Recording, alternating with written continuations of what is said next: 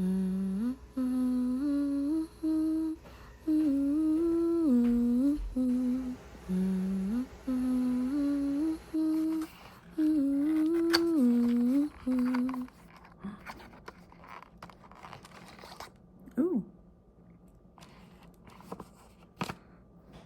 Another illuminating primer.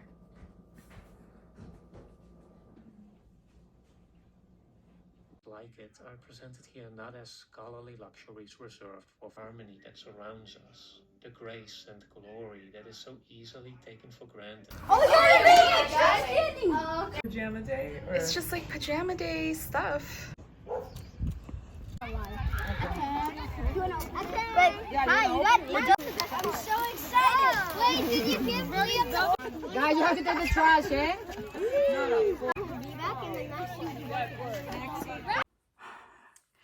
Today has been such a day. I am so stressed out. I feel like hissing. And it was when I was sitting at my kids' taekwondo and thinking about all the books that I didn't get to read this year, as one does. And so I just started compiling my 25 for 25, and this is all fiction too. So these are the 25 books, all fiction, that I am going to prioritize the crap out of in 2025. I mentioned in a previous Vlogmas that I really want to get to the Anniversaries. Just Anniversaries by Uwe Johnson. And this is a monster. This is technically one book, but it's an NYRB edition that is split up into two. And it's just, for whatever reason, I don't even remember why I started reading this. I think I was just like enamored by BookTube in 2020. I think this was like republished by NYRB in 2020, and so it was like kind of a to-do that it's back in print. And just because one person said so, and by one person I mean like some sort of publication that I probably saw on Instagram, I ran out to my local Barnes & Noble to buy this, and it's been too long. I need to read this. I want to know what it's about. I want to know what the hell the hullabaloo is about. So I'm going to prioritize reading this in 2025 so I can finally take it out of my goddamn current reads on my reading apps. Villette by Charlotte Bronte is another book that I feel so dang salty about for not having read thus far. I have it in this beautiful penguin cloth-bound hardcover copy. I've been saying that I wanted to read this for years. There's just no good reason why I'm putting this off for so long. I'm going to read this in 2025, or so help me. I cannot start 2025 without reading Beloved by Toni Morrison. I've read all of her prior books thus far. I will read Jazz by the end of December, so help me God. And then next after that is Beloved, which is like probably her most famous book, and I have heard so many good things about it. Like I have to, most of this list are books that I just feel like I should have read it, but I haven't type of category. This is definitely one of them. I've been hearing so much about this. Everyone's read this except for me, I feel, and it's got to be high up on this list. Hamnet by Maggie Farrell is another book that everyone in the world has read except for me. And I can't let 2025 pass by without me rectifying this. I have to read Hamnet in 2025. I put this on my, 24 for 24. I'm pretty sure it was in my 23 for 23. It's gonna be read in 2025. The Door by Magda Szabo. I just watched, now I'm iffy on his name. I'm pretty sure it's Scott, who just posted a video on like recent reads, and he praised this to the roof, as well as other booktubers around here, and I've heard them all. I've heard everyone's good reviews for The Door. There's no reason why I haven't gotten to it yet. I finally want to read this In 2025, it's time. Yes, I want to read you. Same with A Little Life by Hanya Yanagihara. I have been a little scared about reading this because of the subject matter. I posted a poll back in September about which big book should I read for my birthday. It was a pretty close call. Jane Eyre ultimately won, but A Little Life was quite high up there. And I, wanted to read this by the end of this year, but then, my dog died and I didn't think that I could handle it reading this after that. So I want to read this in 2025. It's time. I want to know all about these 4 college classmates who are, I don't know. I actually don't know the plot. I just know that this is a New York story. It's about like sad sacks, I guess. A lot of bad things happen to them. That's it. That's all I know. And it's time that I know exactly what happens to them. The Last Samurai by Helen Dewitt is the other book that was on my September poll, and I was very looking forward to this. I also have her The English Understand Wool, which has received so much, if not high praise, at least like an acknowledgement of its strength in what? I don't know. Strength in writing, strength in like all around good time. I don't know. And it's time that I know. I need to read Helen DeWitt for my sanity. And Sophie also said in one of my comments that The Last Samurai is also on motherhood, which I had no idea about. And you know that I'm all about reading more books on motherhood.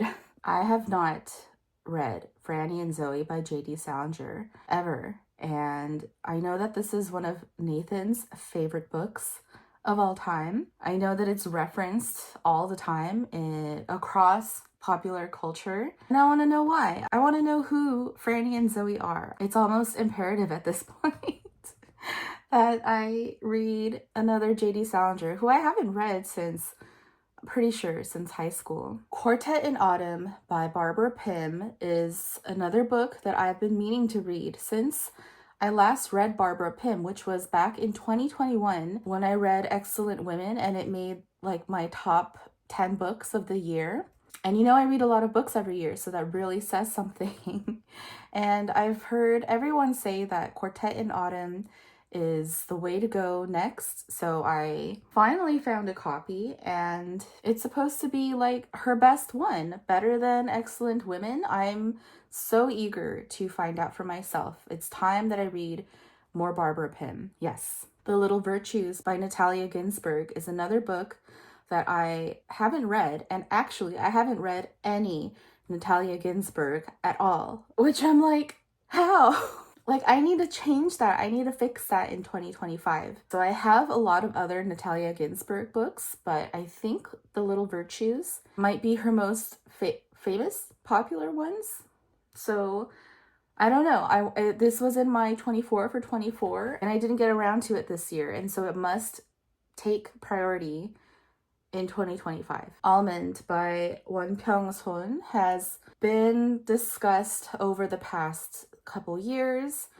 I believe it's in one of the BTS members must-read books list. This cover is stunning, very compelling. I've never read it, and I realized this year that I have been sadly neglecting a lot of my Korean literature. I want to rectify that in 2025 and start with this one, Early Work by Andrew Martin. I have had this book since 2020 when I heard Alex talk about this and praise Andrew Martin in general. I believe he was like a relatively new writer at the time. And I, immediately went out to Barnes & Noble to buy this. But 2020 was that year when I watched so much BookTube, bought so many books that I had every intention of getting around to and haven't looked at since. And unfortunately, Early Work is one of them. I want to know what Andrew Martin's voice sounds like, and I want to start with this novel of his. So, yes, 2025, the time has come, Mr. Martin. Homegoing by Yaa Gyasi. I don't even know if I'm saying the name right. is another hugely beloved booktube darling that I have heard so much about. So many people have praised this book and has impacted their lives in so many ways, and I've never read it. So again, I need to change that. I want to finally read Homegoing and see what everyone is talking about. Like, why did I read all of Sally Rooney but not Homegoing, you know? This hurts. Piranesi by Susanna Clarke. I think I also put this in so many of my 24 for 24, 23 for 23, 22 for 22. I don't know. I don't remember. But I've been meaning to read this book every single year, and I never did. I haven't even thought about it. I didn't even look at it. And 2025 is the year that I'm going to change this. I'm going to read Piranesi this year, or else. Perfume by Patrick Suskind. I have seen the film starring, I'm blanking on his name, but I love him. And it was such a weird story. And as you've seen in my Vlogmas, I love fragrance, and I find so many aspects about it so interesting, and I have heard so many good things about the writing of this book, and I feel like this is going to be one of those books where I just want to sink into a super plotty but with really well crafted characters type of reading experience, and this is going to be in my back pocket to pull out for that time and mood. Yes. This hurts too. The Virgin Suicides by Jeffrey Eugenides. I've actually never read a single Jeffrey Eugenides book in my life. I've watched this movie so many damn times, and I've heard wonderful things about Jeffrey Eugenides' writing and how evocative he is, and I need to read this. It's time that I know what the fuss is about for The Virgin Suicides. The Butcher's Crossing by John Williams. I read Stoner this year. It was in my 24 for 24. I was so moved by the simple but striking writing of John Williams, and the few people who have moved on to more of John Williams' work have all said that Butcher's Crossing is tenfold the emotional trauma that Stoner is, and I'm ready for it. I want more John Williams. I don't want to skip a year and not let another John Williams go by. This has to be in my 25 for 25 list. Troubles by J.G. Farrell is another 24 for 24 book that I unfortunately didn't get around to reading this year at all. I read so many other Irish authors this year, and J.G. Farrell I really wanted to include. However, I did not get around to him. So in 2025, if I am to read another Irish book, I have to start with this one. This is also the first in a trilogy. So with the whole mid-year check-in with that question, what was your favorite series or sequel or whatever, maybe this will be part of it. Or, the second part for this trilogy. Slow Days and Fast Company by Eve Babbitts. Is that No, it's not even the correct title. Slow Days, Fast Company by Eve Babbitts is a book that I haven't read because I have yet to read a single Eve Babbitts, and being an LA girl, I feel a little ashamed for not having dipped a single toe in the Eve Babbitts pool. 2025 is the year to change that. I must start with this one, the one that everyone talks about, and now I can see what Kaya Gerber or whoever is talking about when she's talking about, smart, sexy women. Sleepless Nights by Elizabeth Hardwick is another book that was in my 24 for 24 that I didn't get around to at all. So I do want to still read this and have it in my 25 for 25. And I have no idea what this book is about. I have no idea what kind of voice Elizabeth Hardwick has. The only thing that I know about her is that she is one of the writers that Katie Merchant from Thank You Okay consistently returns to, which is really saying something. Like, she must be one of her favorite writers, and I love Katie Merchant's whole aesthetic, and to me that's high praise for this book, and I want to know why she praises it so. It's time. I want to read this. Half a Lifelong Romance by Eileen Chang. This is also another like book that I heard about and bought in 2020 and didn't look at since. I need to change that. I need to stop reading, the plethora of Emily Henrys.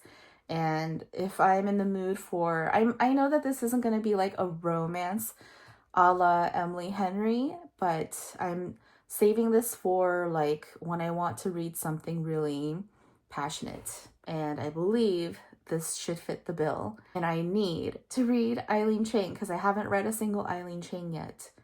And I must change that in 2025. Written on the Body by Jeanette Winterson is another book from my 24 for 24 that I didn't get around to. Have I read a Jeanette Winterson this year? I don't think so. And again, this is another book that I've been hearing about over the past several years and bought, didn't look at, had every intention to read every year, and just for whatever reason didn't get to. I think this is another like steamy romancy book, but not in the key of Emily Henry or Curtis Sittenfeld like I have been inclined to this year and the past year. So I need to move on from them. I need to move more into this. Yes, 2025. Sexy stuff. The Country Girls by Edna O'Brien. Edna O'Brien is another writer that I had in my 24 for 24 and did not once think about. I believe she is another Irish writer. And just like with J.G. Farrell, if I am to read an Irish writer in the key of female, it must be O'Brien. It must be this book. It's also a chunker. It's over 500 pages.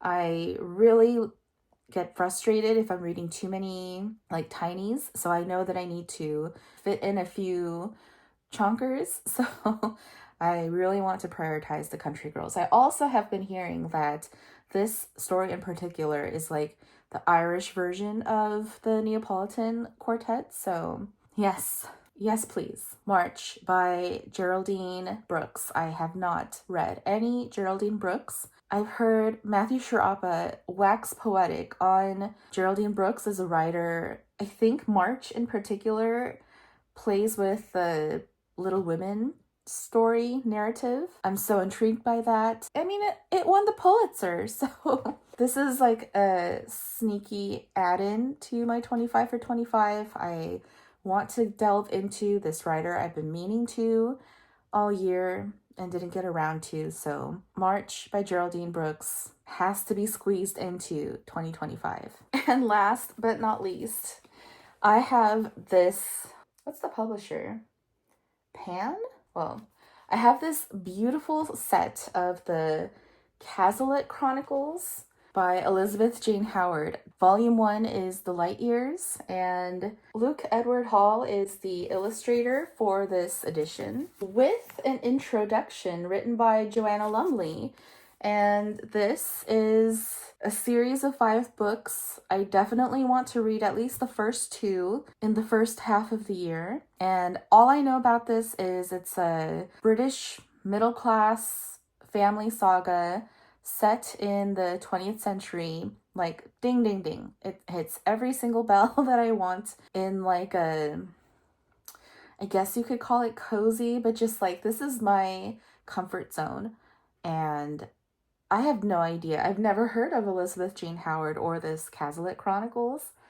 I believe that there's a miniseries titled The Cazalets, but I heard Alana Estelle talking about this book or the series as a whole, and I was just very intrigued, and I wanted to get into this. Like, I feel like I've been saving this for a, special occasion type of thing, and by that I mean like some kind of long stretch of time when I feel very comfortable and I want to like delve more further into that comfort. So maybe like over winter break, this can be my cozy comfort read. At least that's how I'm envisioning the reading experience of this. And it's just like, I don't know about you, but everyone just talks about the floppy paperback, like a thin paperback. I love a good thick book made out of paper, and the thicker the book, I need it on paper, and preferably in a hardcover. But this cover, excuse me, it is so wonderful. It is so charming. That is the glory of Luke Edward Hall. That's the other way that I heard about this series, when Luke Edward Hall produced this reprint and he was the cover artist, and I follow him on Instagram, so that is the other source that I heard about this from. And yes, I like all of that, like the British 20th century narrative, British coziness, Alana Estelle's stamp of approval, Luke Edward Hall's art on the cover. Yes, yes, yes, yes, yes to all of it. Yes, please. I wish I could try to, oh my god, should I dare try to hold all of these books at once? Because at the moment, I'm just surrounded by books right now. Oh, no, I'm scared. Oh no, I can't. I'm scared.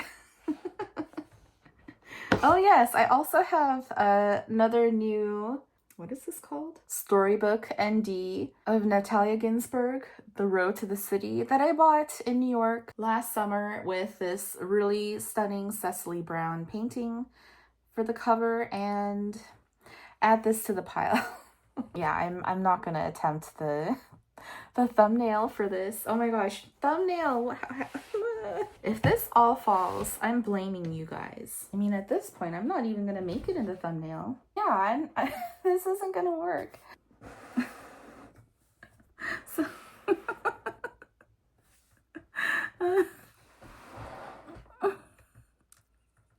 oh my god.